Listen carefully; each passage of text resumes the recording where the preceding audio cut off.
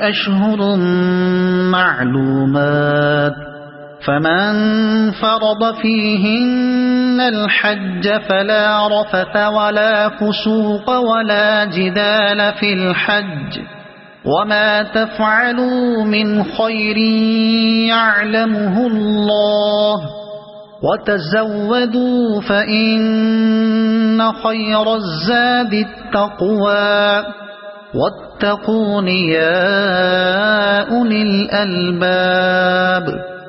حج کے مہینے سب کو معلوم ہیں۔ جو شخص ان مقرر مہینوں میں حج کی نیت کرے اسے خبردار رہنا چاہیے کہ حج کے دوران میں اس سے کوئی شہوانی فعل، کوئی بدعملی، کوئی لڑائی جھگڑے کی بات سرزد نہ ہو، اور جو نیک کام تم کرو گے وہ اللہ کے علم میں ہوگا۔ سفر حج کے ساتھ زاد راہ لے جاؤ، اور سب سے بہتر زاد راہ پرہیزگاری ہے، بس اے ہوش مندو میری نافرمانی سے پرہیز کرو۔ کوئی شہوانی فعل، احرام کی حالت میں میاں اور بیوی کے درمیان نہ صرف تعلق زن و شو ممنوع ہے بلکہ ان کے درمیان کوئی ایسی گفتگو بھی نہ ہونی چاہیے جو رغبت شہوانی پر مبنی ہو۔ کوئی بدعملی، تمام معصیت کے افعال اگرچہ بجائے خود ناجائز ہیں لیکن احرام کی حالت میں ان کا گناہ بہت سخت ہے۔ کوئی لڑائی جھگڑے کی بات سرزد نہ ہو، حتیٰ کہ خادم کو ڈانٹنا تک جائز نہیں۔ بس اے ہوش مندو میری نافرمانی سے پرہیز کرو۔ جاہلیت کے زمانے میں حج کے لیے زاد راہ ساتھ لے کر نکلنے کو ایک دنیا دارانہ فعل سمجھا جاتا تھا، اور ایک مذہبی آدمی سے یہ توقع کی جاتی تھی کہ وہ خدا کے گھر کی طرف دنیا کا سامان لیے بغیر جائے گا۔ اس آیت میں ان کے اس غلط خیال کی تردید کی گئی ہے، اور انہیں بتایا گیا ہے کہ زاد راہ نہ لینا کوئی خوبی نہیں ہے۔ اصل خوبی خدا کا خوف اور اس کے احکام کی خلاف ورزی سے اجتناب اور زندگی کا پاکیزہ ہونا ہے۔ جو مسافر اپنے اخلاق درست نہیں رکھتا اور خدا سے بے خوف ہو کر برے اعمال کرتا ہے، وہ اگر زاد راہ ساتھ نہ لے کر محض ظاہر میں فقیری کی نمائش کرتا ہے تو اس کا کوئی فائدہ نہیں۔ خدا اور خلق دونوں کی نگاہ میں وہ ذلیل ہوگا اور اپنے اس مذہبی کام کی بھی توہین کرے گا جس کے لیے وہ سفر کر رہا ہے۔ لیکن اگر اس کے دل میں خدا کا خوف ہو اور اس کے اخلاق درست ہو تو خدا کے ہاں بھی اس کی عزت ہوگی اور خلق بھی اس کا احترام کرے گی، چاہے اس کا توشہ دان کھانے سے بھرا ہوا ہو۔ ليس عليكم جناح أن تبتغوا فضلا من ربكم فإذا أفضتم من عرفات فاذكروا الله عند المشعر الحرام واذكروه كما هداكم وَإِن كُنتُم مِّن قَبْلِهِ لَمِنَ الضَّالِّينَ۔ اور اگر حج کے ساتھ ساتھ تم اپنے رب کا فضل بھی تلاش کرتے جاؤ تو اس میں کوئی مذائقہ نہیں۔ پھر جب عرفات سے چلو تو مشعر حرام یعنی مزدلفہ کے پاس ٹھہر کر اللہ کو یاد کرو، اور اس طرح یاد کرو جس کی ہدایت اس نے تمہیں دی ہے، ورنہ اس سے پہلے تو تم لوگ بھٹکے ہوئے تھے۔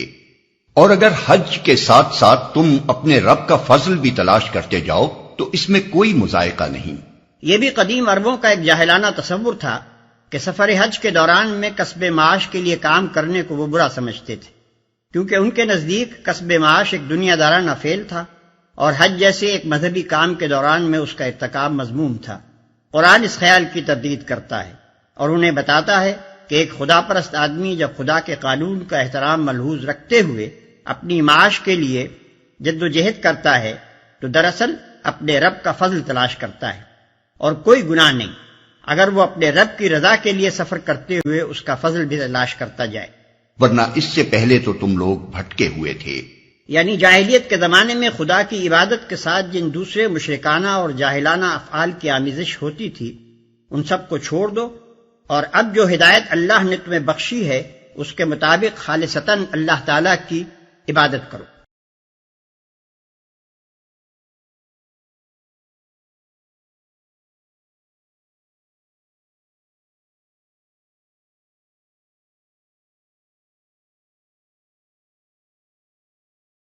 ثم أفيضوا من حيث أفاض الناس واستغفروا الله إن اللہ غفور رحیم۔ پھر جہاں سے اور سب لوگ پلٹتے ہیں وہیں سے تم بھی پلٹو اور اللہ سے معافی چاہو، یقیناً وہ معاف کرنے والا اور رحم فرمانے والا ہے۔ وہیں سے تم بھی پلٹو اور اللہ سے معافی چاہو۔ حضرت ابراہیم و اسماعیل علیہ السلام کے زمانے سے عرب کا معروف طریقہ حج یہ تھا کہ 9 ذی الحجہ کو منا سے عرفات جاتے تھے اور رات کو وہاں سے پلٹ کر مزدلفہ میں ٹھہرتے تھے، مگر بعد کے زمانے میں جب رفتہ رفتہ قریش کی برہمنیت قائم ہو گئی تو انہوں نے کہا ہم اہل حرم ہیں، ہمارے مرتبے سے یہ بات فروتر ہے کہ عام اہل عرب کے ساتھ عرفات تک جائیں۔ چنانچہ انہوں نے اپنے لیے یہ شان امتیاز قائم کی کہ مزدلفہ تک جا کر ہی پلٹ آتے اور عام لوگوں کو عرفات تک جانے کے لیے چھوڑ دیتے تھے۔ پھر یہی امتیاز بنی خزاعہ اور بنی کنانہ اور ان دوسرے قبیلوں کو بھی حاصل ہو گیا جن کے ساتھ قریش کے شادی بیاہ کے رشتے تھے۔ آخر کار نوبت یہاں تک پہنچی کہ جو قبیلے قریش کے حلیف تھے ان کی شان بھی عام عربوں سے اونچی ہو گئی اور انہوں نے بھی عرفات جانا چھوڑ دیا۔ اسی فخر و غرور کا بت اس آیت میں توڑا گیا ہے۔ آیت کا خطاب خاص قریش اور ان کے رشتہ دار اور حلیف قبائل کی طرف ہے، اور خطاب عام ان سب کی طرف ہے جو آئندہ کبھی اس قسم کے امتیازات اپنے لیے مخصوص کرنا چاہیں۔ ان کو حکم دیا جا رہا ہے کہ اور سب لوگ جہاں تک جاتے ہیں انہی کے ساتھ جاؤ، انہی کے ساتھ ٹھہرو، انہی کے ساتھ پلٹو، اور اب تک جاہلیت کے فخر و غرور کی بنا پر سنت ابراہیمی کی جو خلاف ورزی تم کرتے رہے ہو اس پر اللہ سے معافی مانگو۔ فَإِذَا قَضَيْتُم مَّنَاسِكَكُمْ فَاذْكُرُوا اللَّهَ كَذِكْرِكُمْ آبَاءَكُمْ أَوْ أَشَدَّ ذِكْرًا فَمِنَ النَّاسِ مَن يَقُولُ رَبَّنَا آتِنَا فِي الدُّنْيَا وَمَا لَهُ فِي الْآخِرَةِ مِنْ خَلَاقٍ۔ پھر جب اپنے حج کے ارکان ادا کر چکو تو جس طرح پہلے اپنے آباء و اجداد کا ذکر کرتے تھے اسی طرح اب اللہ کا ذکر کرو، بلکہ اس سے بھی بڑھ کر۔ مگر اللہ کو یاد کرنے والے لوگوں میں بھی بہت فرق ہے۔ ان میں سے کوئی تو ایسا ہے جو کہتا ہے کہ اے ہمارے رب ہمیں دنیا ہی میں سب کچھ دے دے، ایسے شخص کے لیے آخرت میں کوئی حصہ نہیں۔ اسی طرح اب اللہ کا ذکر کرو، بلکہ اس سے بھی بڑھ کر۔ اہل عرب حج سے فارغ ہو کر منا میں جلسے کرتے تھے جن میں ہر قبیلے کے لوگ اپنے باپ دادا کے کارنامے فخر کے ساتھ بیان کرتے اور اپنی بڑائی کی ڈینگیں مارتے تھے۔ اس پر فرمایا جا رہا ہے کہ ان جاہلانہ باتوں کو چھوڑو، پہلے جو وقت فضولیات میں صرف کرتے تھے اب اسے اللہ کی یاد اور اس کے ذکر میں صرف کرو۔ اس ذکر سے مراد زمانہ قیام منا کا ذکر ہے۔ وَمِنْهُمْ مَنْ يَقُولُ رَبَّنَا آتِنَا فِي الدُّنْيَا حَسَنَةً وَفِي الْآخِرَةِ حَسَنَةً وَقِنَا عَذَابَ النَّارِ أُولَئِكَ لَهُمْ نَصِيبٌ مِّمَّا كَسَبُوا وَاللَّهُ سَرِيعُ الْحِسَابِ وَاذْكُرُوا اللَّهَ فِي أَيَّامٍ مَّعْدُودَاتٍ فَمَن تَعَجَّلَ فِي يَوْمَيْنِ فَلَا إِثْمَ عَلَيْهِ وَمَن تَأَخَّرَ فَلَا إِثْمَ عَلَيْهِ لِمَنِ اتَّقَىٰ وَاتَّقُوا اللَّهَ وَاعْلَمُوا أَنَّكُمْ إِلَيْهِ تُحْشَرُونَ۔ اور کوئی کہتا ہے کہ اے ہمارے رب ہمیں دنیا میں بھی بھلائی دے اور آخرت میں بھی بھلائی، اور آگ کے عذاب سے ہمیں بچا۔ ایسے لوگ اپنی کمائی کے مطابق دونوں جگہ حصہ پائیں گے، اور اللہ کو حساب چکاتے کچھ دیر نہیں لگتی۔ یہ گنتی کے چند روز ہیں جو تمہیں اللہ کی یاد میں بسر کرنے چاہیے، پھر جو کوئی جلدی کر کے 2 ہی دن میں واپس ہو گیا تو کوئی حرج نہیں، اور جو کچھ دیر زیادہ ٹھہر کر پلٹا تو بھی کوئی حرج نہیں، بشرطے کہ یہ دن اس نے تقوی کے ساتھ بسر کیے ہوں۔ اللہ کی نافرمانی سے بچو اور خوب جان رکھو کہ ایک روز اس کے حضور میں تمہاری پیشی ہونے والی ہے، اور جو کچھ دیر زیادہ ٹھہر کر پلٹا تو بھی کوئی حرج نہیں۔ یعنی ایام تشریق میں منا سے مکے کی طرف واپسی خواہ 12 ذی الحجہ کو ہو یا 13ویں تاریخ کو، دونوں صورتوں میں کوئی حرج نہیں۔ اصل اہمیت اس کی نہیں کہ تم ٹھہرے کتنے دن، بلکہ اس کی ہے کہ جتنے دن بھی ٹھہرے ان میں خدا کے ساتھ تمہارے تعلق کا کیا حال رہا، خدا کا ذکر کرتے رہے یا میلوں ٹھیلوں میں لگے رہے۔ وَمِنَ النَّاسِ مَن يُعْجِبُكَ قَوْلُهُ فِي الْحَيَاةِ الدُّنْيَا وَيُشْهِدُ اللَّهَ عَلَى مَا فِي قَلْبِهِ وَهُوَ أَلَدُّ الْخِصَامِ۔ انسانوں میں کوئی تو ایسا ہے جس کی باتیں دنیا کی زندگی میں تمہیں بہت بھلی معلوم ہوتی ہیں، اور اپنی نیک نیتی پر وہ بار بار خدا کو گواہ ٹھہراتا ہے، مگر حقیقت میں وہ بدترین دشمن حق ہوتا ہے، اور اپنی نیک نیتی پر وہ بار بار خدا کو گواہ ٹھہراتا ہے۔ یعنی کہتا ہے خدا شاہد ہے کہ میں محض طالب خیر ہوں، اپنی ذاتی غرض کے لیے نہیں بلکہ صرف حق اور صداقت کے لیے یا لوگوں کی بھلائی کے لیے کام کر رہا ہوں، مگر حقیقت میں وہ بدترین دشمن حق ہوتا ہے۔ الد الخصام کے معنی ہیں وہ دشمن جو تمام دشمنوں سے زیادہ ٹیڑھا ہو، یعنی جو حق کی مخالفت میں ہر ممکن حربے سے کام لے، کسی جھوٹ، کسی بے ایمانی، کسی غدر و بدعہدی اور کسی ٹیڑھی سے ٹیڑھی چال کو بھی استعمال کرنے میں تأمل نہ کرے۔ وَإِذَا تَوَلَّى سَعَى فِي الْأَرْضِ لِيُفْسِدَ فِيهَا وَيُهْلِكَ الْحَرْثَ وَالنَّسْلَ وَاللَّهُ لَا يُحِبُّ الْفَسَادَ وَإِذَا قِيلَ لَهُ اتَّقِ اللَّهَ أَخَذَتْهُ الْعِزَّةُ بِالْإِثْمِ فَحَسْبُهُ جَهَنَّمُ وَلَبِئْسَ الْمِهَادُ وَمِنَ النَّاسِ مَن يَشْرِي نَفْسَهُ ابْتِغَاءَ مَرْضَاتِ اللَّهِ وَاللَّهُ رَءُوفٌ بِالْعِبَادِ۔ جب اسے اقتدار حاصل ہو جاتا ہے تو زمین میں اس کی ساری دوڑ دھوپ اس لیے ہوتی ہے کہ فساد پھیلائے، کھیتوں کو غارت کرے اور نسل انسانی کو تباہ کرے، حالانکہ اللہ جسے وہ گواہ بنا رہا تھا فساد کو ہرگز پسند نہیں کرتا۔ اور جب اس سے کہا جاتا ہے کہ اللہ سے ڈر تو اپنے وقار کا خیال اس کو گناہ پر جما دیتا ہے۔ ایسے شخص کے لیے تو بس جہنم ہی کافی ہے، اور وہ بہت برا ٹھکانہ ہے۔ دوسری طرف انسانوں ہی میں کوئی ایسا بھی ہے جو رضائے الہی کی طلب میں اپنی جان کھپا دیتا ہے، اور ایسے بندوں پر اللہ بہت مہربان ہے۔ جب اسے اقتدار حاصل ہو جاتا ہے، اذا تولا کے دو مطلب ہو سکتے ہیں، ایک وہ جو ہم نے متن میں اختیار کیا ہے، اور دوسرا مطلب یہ بھی نکلتا ہے کہ یہ مزے مزے کی دل لبھانے والی باتیں بنا کر جب وہ پلٹتا ہے تو عملاً یہ کرتوت کر دکھاتا ہے۔